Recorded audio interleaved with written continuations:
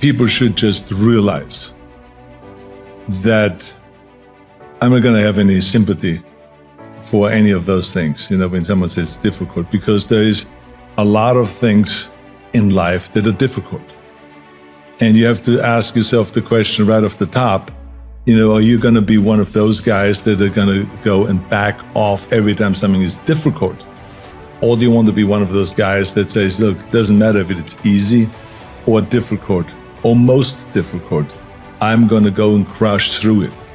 That's me. That's the person that I want to be, and I'm going to prove it to myself, and I'm going to prove it to the rest of the world. So yeah, there are certain things that are difficult. It's difficult for people to have a routine, but they just have to go and do that, and they should just work on it, where they go and say, do something very simple. I'm going to go and get up every morning at, let's say, an hour early, before they normally get up, and just work on that. And then the next time they work on it and say, okay, I'm going to get up early, and I'm going to go and make my coffee or my tea or whatever, and I'm going to read papers, even though maybe I haven't read the paper yet in the last 10 years. Just add that to you, and don't even ask about it, should or should I not. That's the key thing about the routine, is that you don't ask yourself, should I or shouldn't I? You just do it. In order to be complete, and that's when you really have a 100% chance at being successful.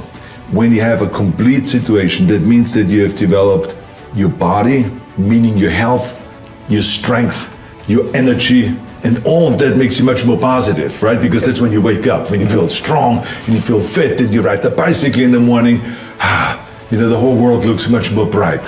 So the training of the body, extremely important. The training of the mind, extremely important. This is why I say to people, I say, you got to educate yourself, you got to read something every day, you got to learn a new language, you got to just always improve and look at what can you do to improve your business or your life in general. So to develop the mind, and then to develop the spiritual side and the soul, extremely important also. So if we put those three things together, we have total completion. And this is why the physical training, and I'm not talking about wanting to win Mr. Olympia, no. We're talking about just take some light weights and do your reps. Pump up the body, and get some blood in there. Then go and run. Go and run the stairs. Go and exercise. Go to a yoga class. Do some weight training.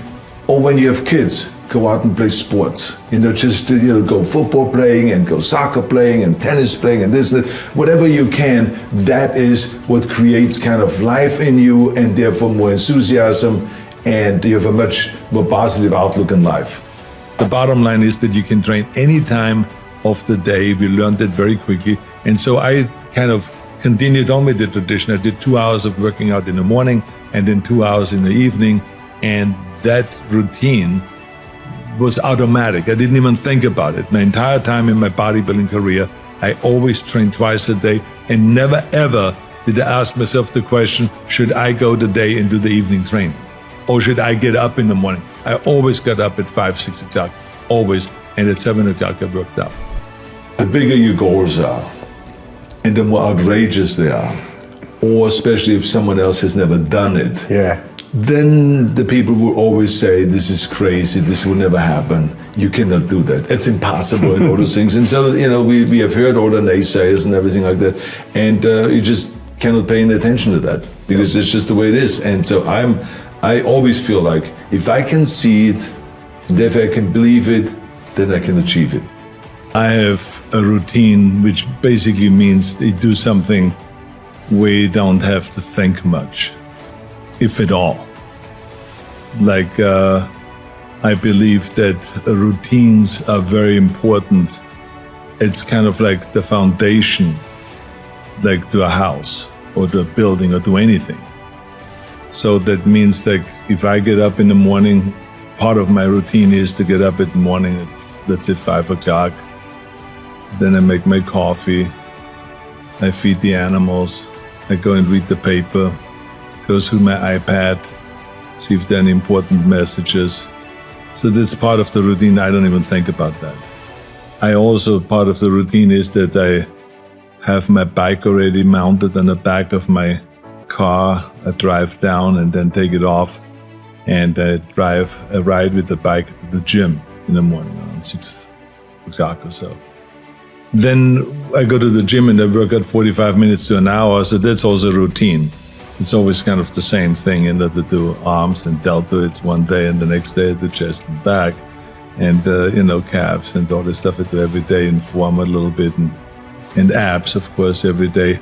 And then it repeats itself. And I do this the whole week. And then what is also routine is that at night, I do some extra cardiovascular work before I have dinner.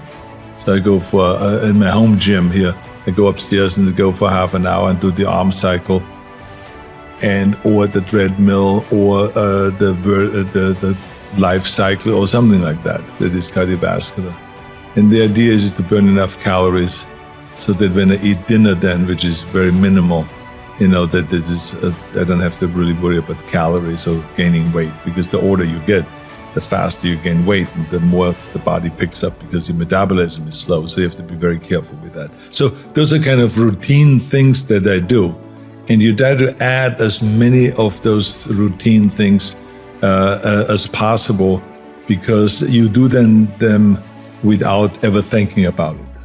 And that's what we need to do. There are certain things that we need to do that is supposed to be a routine, that's supposed to be kind of part of your daily schedule without you having to think about it.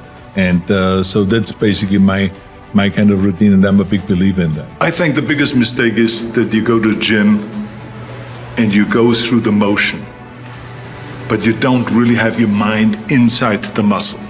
So when you do a bicep curl, I can't just stand there like this. Yeah, you can. I've seen the guys training with me also 4 hours a day, 5 hours a day, but they look like shit. And why did they look like shit? It's because they didn't concentrate. They did the same exercise, but they stood like this, and then they looked sideways, kind of like they were bored, because they didn't even know why they were training. That they were not inside that bicep or inside that lat when you do the rowing and you pull back and you flex the upper back and the center back, and then you let it down and you stretch it and you think about that the wing is coming out now, or like a curtain is opening up. We always thought about the curtain, right? This is when we did our lat spread. So you got to think about those things. When you do calf raises, and I do my donkey calf raises, I got to be inside the calves and to make them split, to make them open up when those guys sit on top of it. First 3 guys, then I have one guy jump off, and with 2 guys, then I have another guy jump off, and then there's one guy left on my back sitting and doing donkey raises. Some people looked at it and said, this guy's doing some kinky singing. But anyway, there was something else. It was the strangers, they didn't know what we were doing. But I tell you, you got to be inside the muscle. The same is when you do chest. I mean, when I'm finished with the bench press, immediately I step in front of the mirror and I flex. I hit the shot. I want to see everything, how it works, right? And the same is with the cable crosses. When you do afterwards cable crosses, I want to always see what happens. Because I was so enthusiastic about, achieving my vision and turning my vision into reality, and winning one championship after the next, there was always excitement and enthusiasm there. So when I went into the gym, I put my gym bag down and I immediately attacked the weights. There was many times we started out by doing maybe 3, 4, 5 minutes of ab work in the beginning to warm up, to do maybe 500 Roman chair sit-ups or something like that to warm up, and then we got right into it, or we go right into the whole thing. But it was right away, warm-up set, then the next weight up, boom, boom, all the way to the top until you just can't do it. And supersetting, everything was always supersetting, and 3 pumped sets and 4 sets in a row, 5 sets in a row. So it changed on what exercise we did, but it was always all out. And like I said, the training partner was always responsible to challenge you at all times. So that was the thing. I challenged my training partners, if it was Frank Zane, if it was Dave Draper, if it was Sergio Oliva, whoever the training partner was in any given moment, we challenged each other kind of in a fun way, but there was challenge there so that you don't slack off, so you don't give yourself a break.